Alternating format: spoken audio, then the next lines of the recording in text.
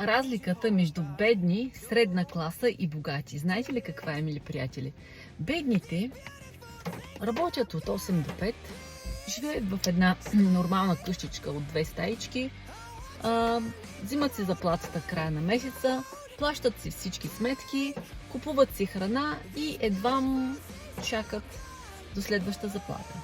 Средната класа, хора, като например, които взимат доста по-големи заплати, като лекари, зъболекари, банкери, какво правят те? Взимат по-големи заплати, взимат си огромни къщи, имения, купуват си скъпи коли и какво правят?